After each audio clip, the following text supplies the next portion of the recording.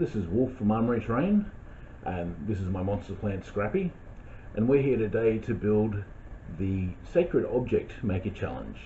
Now this challenge is many weeks overdue because I couldn't decide what to build. I had all these thoughts, but I finally come down to building a ceremonial mask, which is a sacred object. The first part of building the mask was to make a belt. Now this belt will be the headband that attaches the mask to the person wearing it, and it's adjustable in. I mean, I've got a fairly large head, and all these holes will allow normal size heads to be on it.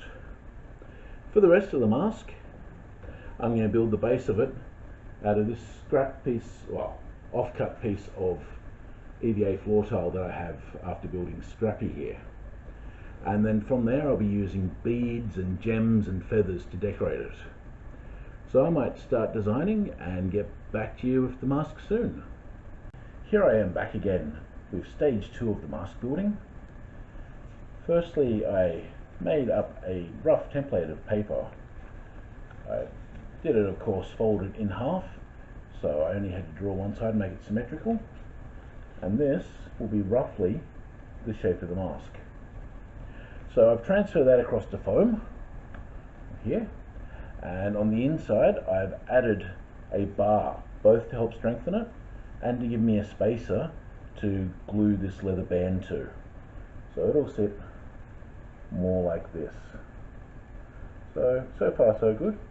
Now to cut a couple more layers and glue them on, and then make it look like a half round timber mask.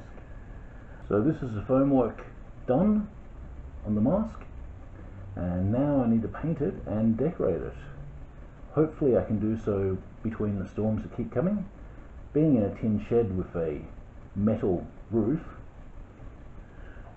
means that when the rain comes down, can't hear anything. So yes, I've glued a couple more layers on this. You can see the contrasting craft foam. I've also glued the headband to the back of it. Now for the paint and all the decorations, and hopefully it'll look like something cool. Well, I've come to the stage of painting the mask, and you'd think a paintbrush should be my best friend, but no, my new hairdryer is.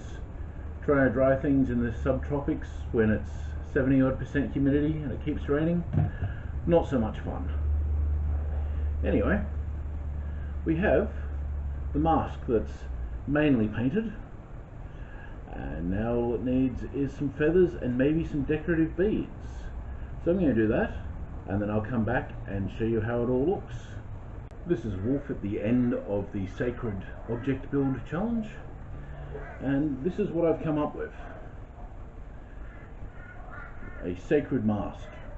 Now before anyone's worried about cultural appropriation, this mask is influenced by Papua New Guinea tribesmen, Norse masks, and also African masks. So it's very much a blend for a fantasy game, for a fantasy setting. So please, nobody get upset.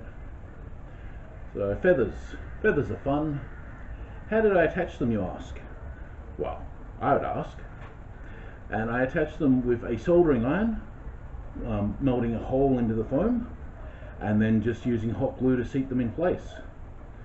So I think it pretty much works.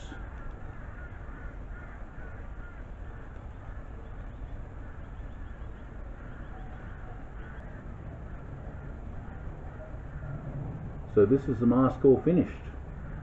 I hope you've enjoyed the build process that you've watched me go through, and I'm happy to tell you that in this build I have not burnt myself with the hot glue gun even once. So that would be a new record. This is Wolf with the Sacred Object Makers Challenge saying, go out and make something.